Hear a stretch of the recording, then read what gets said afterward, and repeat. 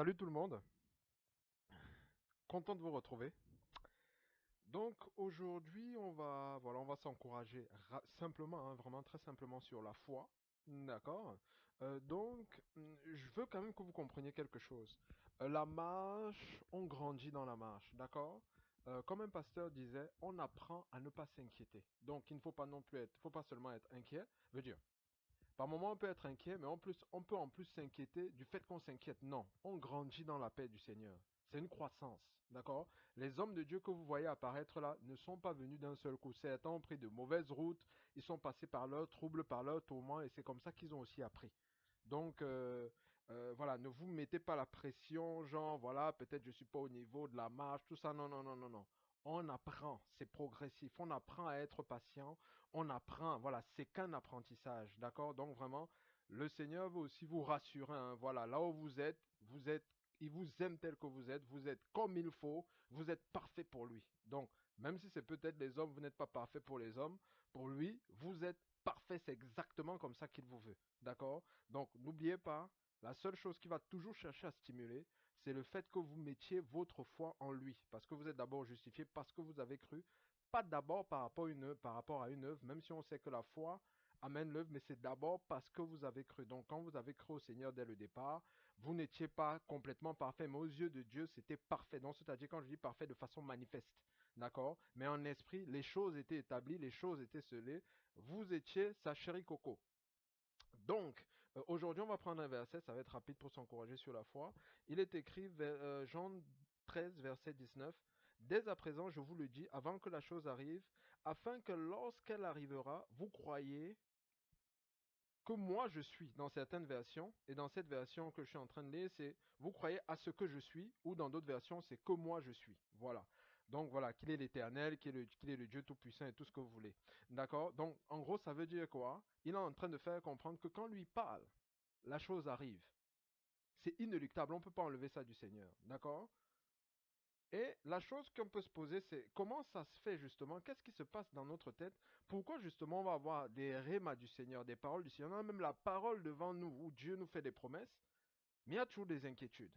D'accord? On a parlé de la semaine dernière du fait qu'il attend, il nous encourage à croire qu'en croyant simplement les choses vont arriver. En vertu du verset voilà, qu'on a eu à lire la dernière fois, si vous croyez, la chose arrivera. Donc c'est-à-dire, il est en train de dire que vous devez croire, parce que des fois, on peut croire en quelque chose, mais dans notre tête, on se dit, oui, mais est-ce que le Seigneur croit en ça, même si c'est écrit dans sa parole, mais où est-ce qu'il en est par rapport à ça? Non, il n'a pas dit que nous devons regarder à ce qui se passe dans sa tête. Lui, il est déjà clair. Lui, c'est lui qui amène la manifestation. Il demande, il veut que toi, tu crois. Si tu crois, c'est suffisant. Si tu es convaincu, si c'est le produit d'une conviction, c'est suffisant. Tu peux être sûr que la chose va arriver. Donc, ce n'est pas par rapport à ce qui se passe dans sa tête, c'est par rapport à toi. Pourquoi je dis ça? Parce que quand on ouvre, ça c'est, je voulais même pas en parler, mais quand on s'ouvre en fait à ce que le Seigneur n'a pas présenté dans la parole, on entre dans la confusion. Donc quand on commence à chercher justement, lui il a déjà dit quelque chose. Par exemple, je vais prendre un exemple, je ne t'abandonnerai jamais. D'accord? Si je commence, je peux me dire oui, je crois vraiment que ce coup-là, il ne va pas me lâcher, il ne va pas m'abandonner. Mais si je commence à chercher chercher à savoir ce qui se passe dans sa tête, alors qu'il a écrit, je peux ouvrir en fait, je peux m'exposer à autre chose qui n'est pas de lui, parce que lui demande il veut que moi je croie. Parce que lui, c'est déjà clair. D'accord? Je ne dis pas c'est systématique, mais ça peut nous exposer. Donc, on peut entrer dans des réflexions et des inquiétudes qui n'avaient pas lieu d'être dès le départ. Donc, voilà. Donc, quand Dieu dit quelque chose, la chose arrive. D'accord? Pourquoi est-ce que des fois on peut être troublé alors que Dieu a déjà parlé? La chose est simple. C'est parce que Dieu est une personne, dont on va relater avec lui comme une autre personne. Et vous savez, dans le monde, on peut dire ce qu'on veut, mais voilà, on peut dire, voilà, je vais faire telle chose, bien telle personne va faire telle chose, telle personne va faire telle chose. Les gens vont vous promettre des choses. Mais dans la tête, inconsciemment, avec tous les bugs qu'il y a eu dans le monde, on va souvent dire à 99% sûr. Je ne sais pas si vous avez déjà entendu ça. Donc ça veut dire il y a un 1% d'incertitude, et ce 1% là peut être des fois suffisant pour vous amener dans le tourment. D'accord? Et on va transposer cette relation avec le Seigneur à 99, c'est inconscient. Mais c'est un mécanisme. C'est comme ça qu'on reçoit les promesses des gens. À cause des déceptions, à cause voilà, des cœurs meurtris. Donc, ça montre, entre guillemets, c'est vrai que j'aime pas, bon, voilà, les gens peuvent utiliser le terme qu'ils veulent. Ça montre que le cœur a besoin de continuer à s'affermir dans la foi. D'accord? Bon, certaines personnes vont dire cœur malade. Moi, je vais utiliser le cœur a besoin de s'affermir dans la foi. D'accord? Donc, voilà. Donc, et qu'est-ce que ça veut dire? Ça veut dire que Dieu, justement, veut qu'on intègre que dans notre tête, lui, quand il dit quelque chose, il le fait. D'accord? Et un raisonnement qui peut venir vous aider justement à affermir justement le fait que quand il dit qu'il va faire quelque chose, il va le faire, c'est simple. C'est qu'il est impossible, et ça, il faut le mettre dans votre tête, il est impossible que Dieu dit qu'il va faire quelque chose, il ne le fasse pas.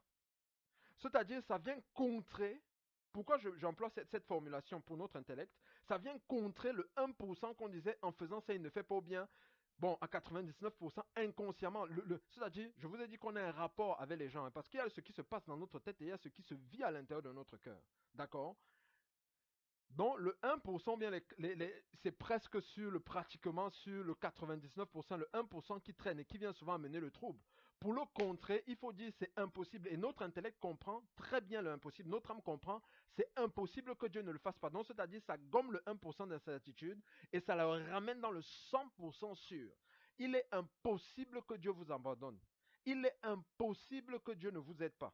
Il est impossible que Dieu n'accomplisse pas ce qu'il a fait, ce qu'il a dit qu'il devait faire dans votre vie. Il est impossible qu'il ne vous fasse pas traverser ce désert. Il est impossible qu'il ne vous élève pas dans cette vie et dans le siècle à venir. Il est impossible qu'il ne vous justifie pas. Il est impossible qu'il n'arrange pas la situation dans votre foyer. Il est impossible, je dis bien, il est impossible qu'il ne fasse pas ce qu'il a dit. Pourquoi?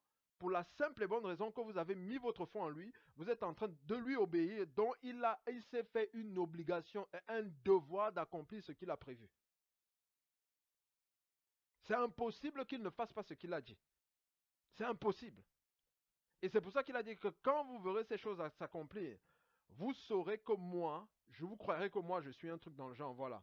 Pourquoi? Parce que quand il dit quelque chose, la chose arrive, il n'est pas comme nous. D'accord? Donc, je vous encourage à tenir fermement dans le Seigneur, c'est-à-dire à ne rien lâcher. D'accord? À continuer à persévérer et intégrer le fait qu'il est impossible. Quand vous allez, même rien qu'en prononçant ça, il est impossible que Dieu ne fasse pas ce qu'il a dit. Ça va vous aider à vous stabiliser. Si vous êtes un peu bougé, même comme vous voyez dans les Écritures qu'il a dit qu'il vous abandonnera jamais, il fera. C'est impossible que Dieu le fasse. C'est impossible. C'est une impossibilité. Donc c'est vraiment une autre approche que je suis en train de vous amener. Donc je vous encourage, donc n'hésitez pas à mettre des commentaires, likez la vidéo si vous avez aimé, partagez et abonnez-vous si ce n'est pas encore fait. Sinon on se dit à jeudi prochain à 5h. Ciao ciao.